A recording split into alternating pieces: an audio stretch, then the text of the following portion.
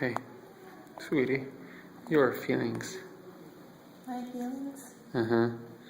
Tell us what just happened. You can tell from the very beginning how it started. Well, I wasn't, I'm pretty sure I was in labor before I knew it. Like, I didn't think that I was in labor until the contractions started getting more frequent, and they were pretty painful, and I couldn't sleep. But I kept denying to myself that it was labor because I wanted to sleep. I wanted to go to bed and have the contractions start in the morning, but they started probably around midnight, and I think I slept through some of them, but I would wake up when there would be like a small, short one. And then around 2:30 is when they started to get a little bit longer, like 10 seconds, and I just couldn't sleep through them, so I kept going back and forth between the bathroom and the bed and walking, and I think around 5 a.m. or so we decided to call the ambulance because the contractions were getting stronger and mostly just more consistent. Like I was having one every like 4 minutes, and so we called the ambulance, and thank God the hospital was really close to us, and they were really nice and careful with me, and yeah, so the contractions just kept getting worse and worse. It's like extremely bad menstrual pains, except like towards the end they were so painful. Felt like somebody was ripping me apart from the inside, but I don't know. It seemed like it went by faster than I thought it would be.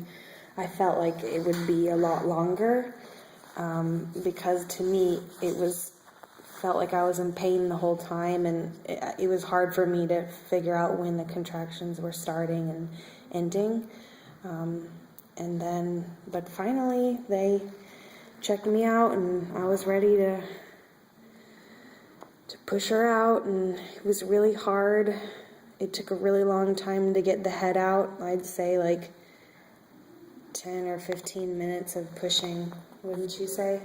Mm-hmm. Yeah, it was really hard because I would breathe in and then push without breathing out or screaming. And all I wanted to do was breathe out and scream. It was really hard.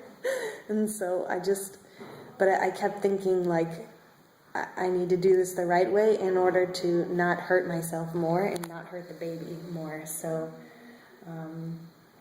yeah, anyways, thank God. I remember when her head came out, I felt like her neck, you know, it was kind of weird feeling. And then her shoulders came out really quickly after that. And, you know, once the shoulders get out, then she just slips out.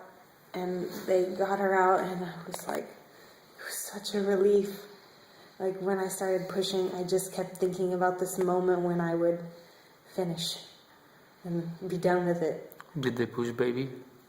No, they didn't. It felt like they were pulling on her, but really they were pushing on me to allow her to have more space to just fall out. So I was really happy about that, and I was really glad that they didn't pull on her or push her at all. Mm-hmm. So, because she was pretty difficult to get out, I would say, even though she wasn't huge, only 6.6 pounds. Mm-hmm. What'd they feed you? Well, I'm thankful that they gave me food and that they provided a plate and a spoon and tea, even though I was supposed to bring all my own stuff. And it was the maracasha. It's like this white porridge. It's pretty flavorless. It kind of just tastes like milky flour. It tasted good at first, but like towards the end, felt like I was a little toddler who didn't want to eat his breakfast. And but it was nice because the last time I ate was probably 9 o'clock last night. And I threw up that dinner during the contractions, in the middle of the contractions. So, but you know, I'm glad it's over. I'm glad she's Could you here. tell us a little bit about did they cut you? How do you feel it? And how they sew in just about pain and Yeah, it was pretty hard to get her out. Like to get her head out that was the hardest part of the pushing. And I'd say like we tried for like probably 4 or 5, maybe like 6 contractions to push her head out, and it wasn't really working. So I was pretty exhausted, and so they decided to make a surgical cut to give her more room to come out, which I wasn't really looking forward to, but I don't know, maybe it's better than that. it was the most horrible part for me.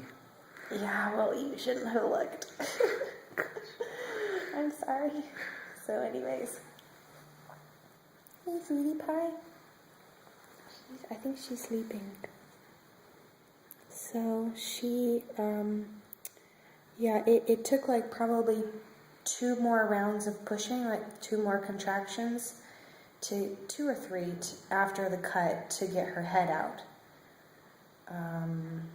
The cut was pretty painful because they did it during the contraction while I was pushing, but it's kind of nice that they didn't tell me that they were going to do it, because I feel like it would have hurt more if I had known when it was going to be. It's kind of like when you get a shot and you look away so that it's not as painful. Mm-hmm. It's kind of like that, so. Mm-hmm. But I forgot about that pretty quickly, and then I just got really focused on pushing her out. I just wanted to get her head out so bad. And so finally got her head out. Mm-hmm. Yeah, and then her shoulders came out after a few more pushes. And then, they had to deliver the placenta, which was definitely not as hard, because it's like a bag of jelly. And they made shots in order to get the placenta out. Yeah, they had to give me some kind of medication, maybe Pitocin, oxytocin, I don't know. And they check on you if you have no allergy on that. Oh yeah, it was some medication. I don't know if you can see like the little scratch marks on my arm from where they scratched me with the needle. So, but that's good. I wasn't allergic to it, so they were able to give that to me. And after they got the placenta out, then they kind of just like cleaned me, or he did an exam to check out my cervix, and that was pretty painful because I'm still bleeding a lot and still having like minor contractions even after the baby's born. And my expectation, I didn't know that they were going to check me out afterwards, and that he was going to push on my uterus a lot, and like the fact that he was pushing on my abdomen was really not comfortable, and I didn't like it. But he said it was just necessary to make sure that that everything was normal, and that I wouldn't hemorrhage, because that's bad. Hemorrhage, I think it's like when your blood clots too much, like there's too much blood left inside and it clots, and it could cause a problem for me. It's interesting that you didn't get dizzy after you get out, because... Did I lose a lot of blood? Yeah. Well, maybe not that much though. Anyways, concerning the pain, how much was that painful? Well, compared to expectation that you had? Well, I'd say it was definitely more painful than I thought it would be. That's for sure. I mean, since this is my first baby, I had no idea what level of pain to expect. But I would say that there was only towards the end, like in the last 30 minutes before I started pushing, were they so painful that I was crying.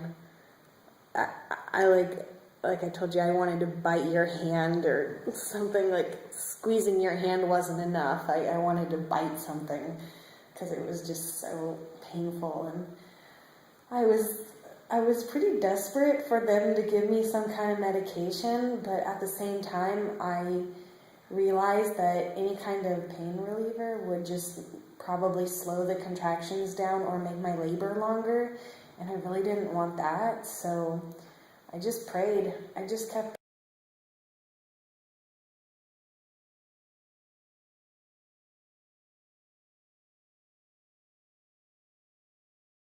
I say, well, The doctor? not really, not really. Oh, bullshit. Yeah, no, he said, well, in our language, our women screaming the curses, only curses on the B letter.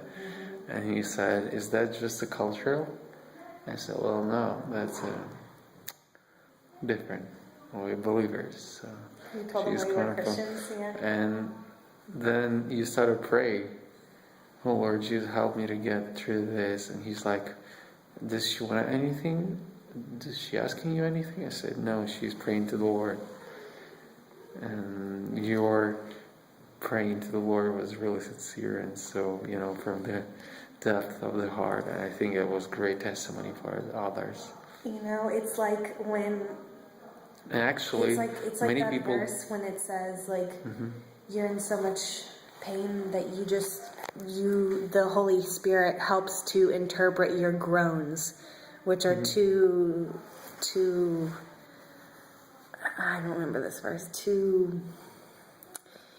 You're in so much anguish or like pain that all you can do is kind of groan, I mean, I was able to speak these words, but I wasn't able to say more than just like, please help me, Lord. Because I know that when I pray that prayer, He knows what I need to get through that. And He knows what kind of help I need. So I just kept thinking about Him, kept thinking about Elizabeth, and just kept holding on. Tell us about the first second when you saw Elizabeth. It was pretty unreal. It was like, gosh, that just came out of me. She just came out of me.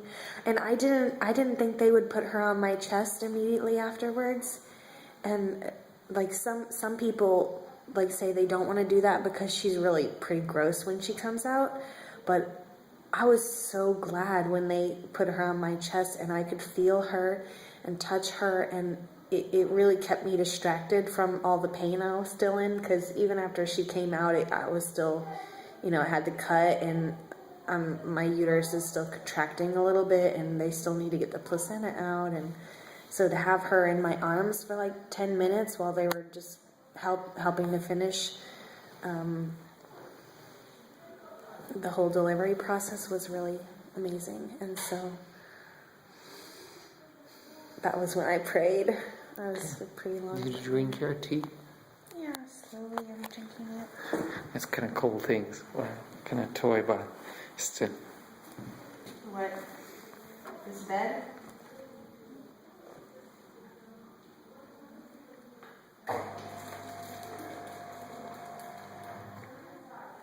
Done.